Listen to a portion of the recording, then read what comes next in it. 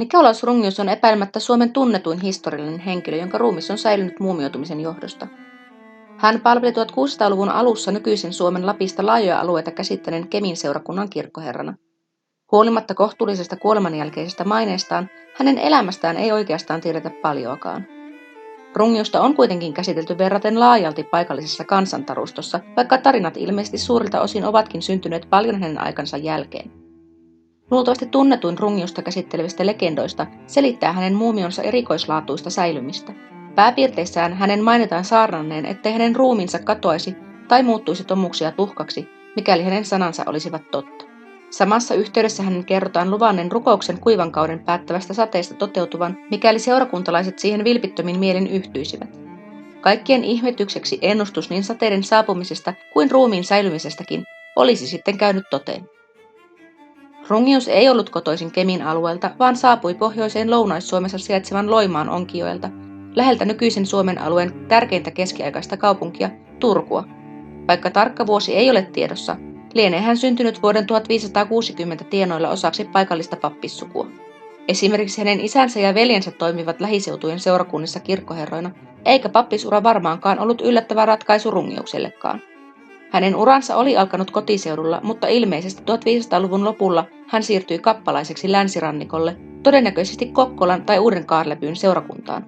Vuosisadan vaihteessa noin 40-vuotias Rungius muutti entistä kauemmas pohjoiseen tullakseen Kemin kappalaiseksi. Hän myös avioitui seurakunnan silloisen kirkkoherran huomattavasti itseään nuoremman tyttären, Helenan kanssa. Oletettavasti viimeistään vuoden 1614 aikana hänen iäkkään appensa terveysongelmat pakottivat edelleen kappalaisena toimineen Rungiuksen ottamaan hoitaakseen osan kirkkoherran velvollisuuksista. Tosin vielä vuoden 1615 heinäkuussa appi Simon Ruut oli virallisesti seurakunnan kirkkoherra, mutta hänen virkakautensa lienee pian tämän jälkeen tullut äkillisesti päätökseensä. Tarina kertoo, että mahdollisesti jo saman vuoden aikana hän yllättäen tuupertui ja kuoli saarnastuoliin kesken saarnansa. Pian hänen sijaisensa, kappalainen Rungius, vihittiin virallisesti Kemin seurakunnan seuraavaksi kirkkoherraksi. Hän jatkoi virassa ainakin vuoteen 1628 ja kuoli seuraavana vuonna. Valitettavasti hänen kuolemansakaan tarkempi ajoitus ei ole tiedossa. Muumioiden vihjasi sen tapahtuneen kylmempien kuukausien aikana, mikä alueen subarktisesta ilmastosta johtuen kuitenkin rajaa mahdollista aikaa vain jonkin verran. Joka tapauksessa seurakunnan seuraava kirkkoherra Johannes Olai Pictorius vihittiin virkaan vasta vuonna 1630. Rungiuksen ilmeisesti pian 400 vuotta säilyneet maalliset jäännökset ovat hyvä esimerkki suomalaiskirkkojen alapohjiin tehdyissä haudoissa tapahtuneesta muumioitumisesta. Kyseessä ei kuitenkaan ole parhaiten säilynyt muumiomme, ei edes ainoastaan Keminmaan vanhassa kirkossa. Kirkkoherran muumion syntyä on vuosisatojen aikana selitetty usein eri tavoin, vaikka melko todennäköinen syy muumioitumiselle onkin yksinkertaisesti hautapaikan valinta. Kirkon alapohjan riittävän kuivuuden, ilmastosta johtuvan viileyden sekä harvaan ladottujen rakenteiden aikaansaaman tehokkaan tuulettomuuden uskotaan selittävän ilmiötä, mutta olosuhteisiin tarkemmin porautuvat Oulun yliopiston arkeologien suorittamat tutkimukset ovat parhaillaan käynnissä. Kuitenkin jopa balsamointia on epäilty kirkkoherran ruumiin säilymisen syyksi, vaikkei se lainkaan sopisikaan suomalaisiin hautaustapoihin. Lisäksi 1800-luvulla brittiläisen tutkijaryhmän on mainittu tutkineen muumiota balsamointiaineiden varalta tullen tulokseen, että niiden käyttö lienee ollut epätodennäköistä. Kirkkoherran ruumiin säilymisestä oltiin tietoisia viimeistään 1700-luvun alussa, sillä seurakunnan arkistot paljastavat, että vuoden 1704 lokakuussa hänen maatunut arkkunsa korvattiin uudella. Tämä lienee ollut ensimmäinen arkunvaihto, vaikkei todellakaan viimeinen. Arkut nimittäin jatkoivat maatumistaan hänen näennäisesti ajanhampaan ulottumattomissa olevan tomumajansa ympäriltä. Tällä hetkellä kirkkoherra käyttääkin vähintään 4, ellei jopa 5 arkkuaan. Nykyiselle paikalle Keminmaan vanhan kirkon alttarin pohjoispuolelle muumio siirrettiin viimeisemmässä esittelytointa helpottavassa lasikannellisessa arkussaan ilmeisesti 1930-luvulla. Muumio on kuitenkin mahdollisesti ollut jo 1700-luvulla kiinnostuneiden vapaasti saavutettavissa alkuperäisellä hautapaikallaan lattian alla kirkon kaakkoiskulmauksessa. Vasta vuonna 1892 muumion rapistuneesta kunnosta huolestuneen piispan pyynnöstä siirrettiin se seurakunnan edustajien valvontaan ja lukkojen taakse. Muumion oikea kyynärvarsi todella puuttuukin, mikä on huomioitu jo eräässä vuonna 1868 ilmestyneessä teoksessa. Vuonna 2011 suoritettu tietokonetomografia paljasti lisäksi suurimman osan muumion kaularakenteista puuttuviksi. On epäselvää, tapahtuivatko molemmat vauriot samanaikaisesti. Etenkään muumioituneiden jäänteiden uloimpien osien, kuten hauraiden kaularakenteiden varassa olevan pään tai vartalosta irrallinen kuivuneiden raajojen irtoaminen muumiota käsiteltäessä ei kuitenkaan ole erityisen epätavallista, eikä se välttämättä varsinaisesti kerro varomattomasta otteesta. Muumiota onkin vuosisatojen kuluessa jouduttu siirtämään useita kertoja, ainakin arkusta toiseen.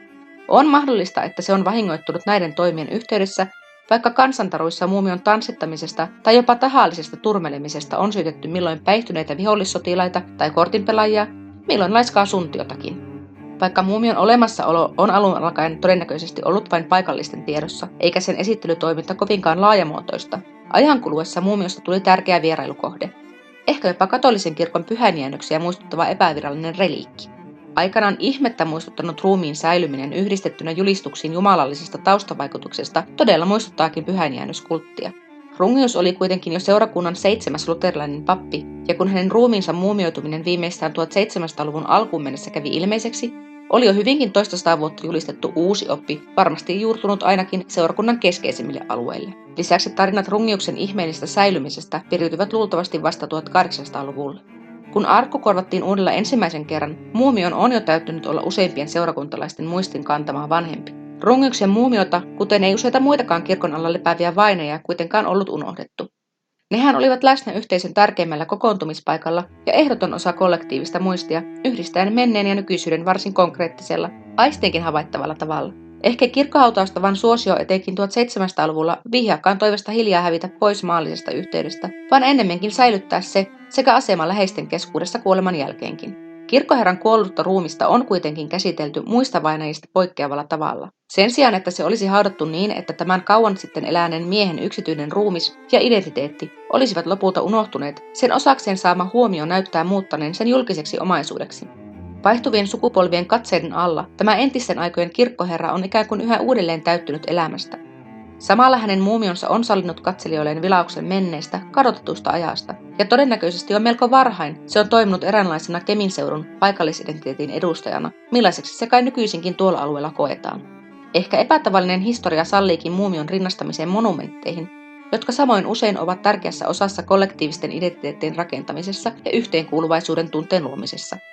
Monumentteihin liitetäänkin tulkintoja menneestä. Niiden näennäinen pysyvyys esittää ne menneiden tapahtumien puolueettomina todistajina, vaikka ne todellisuudessa ainoastaan symbolisesti esittävät ja samaan aikaan oikeuttavat ideologioita ja valittuja tulkintoja historiallisista tapahtumista. Näin ne myös heijastavat todellisuutta paljastaen sen, mikä menneestä halutaan kyseisellä hetkellä unohtaa tai päinvastoin säilyttää tulevaisuuteen.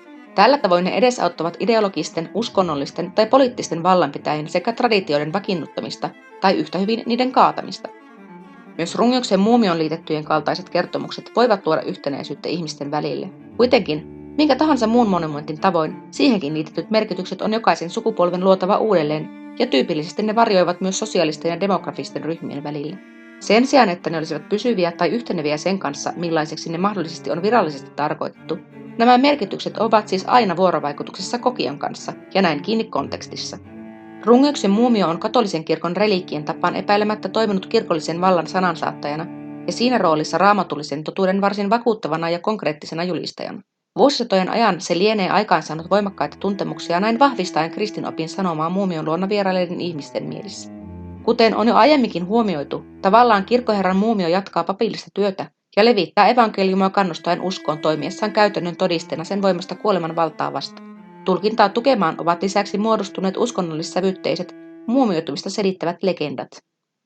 Tarina Rungiuksen muumioitumisen ennustavasta saarnasta ohitetaankin monissa yhteyksissä pelkkänä kirkon oppia tukevana sepitteenä, joka olisi syntynyt vasta, kun hänen ruumiinsa tarjoama markkinointipotentiaali käsitettiin. Todellisuudessa kirkkoherra Rungius, kuten hänen aikalaisensakin, olivat todennäköisesti kuitenkin tietoisia kirkkohaudossa tapahtuneesta muumioitumisesta. Vähintään Rungiusta edeltäviä kirkonmiehiä lienee haudattu seurakunnan kirkkojen alle, missä kirkkoherra toki tiesi omankin hautapaikkansa aikanaan sijaitsevan. Ei siis ole lainkaan mahdotonta, että hän olisi todella odottanut myös oman ruumiinsa säilyvän ja jopa uskonut sen johtuvan jumalallisesta väliintulosta.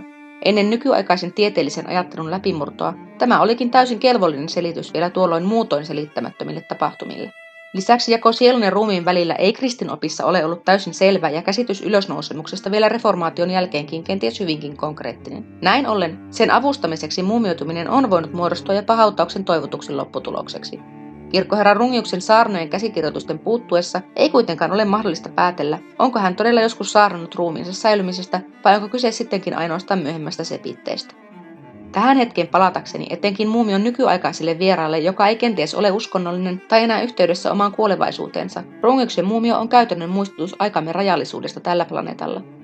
Monien muiden monumenttien tavoin se onkin edelleen myös tärkeä nähtävyys alueella vieraileville turisteille. Aikana myös pääsymaksuja kerättiin muumiosta kiinnostuneilta kirkkovierailta ja saatu tuotto käytettiin kirkon kunnossapidon ja opastustoiminnan kustannusten kattamiseen. Nykyisin muumiota kuitenkin pääsee katsomaan ilmaiseksi kesäisin auki olevassa vanhassa kirkossa.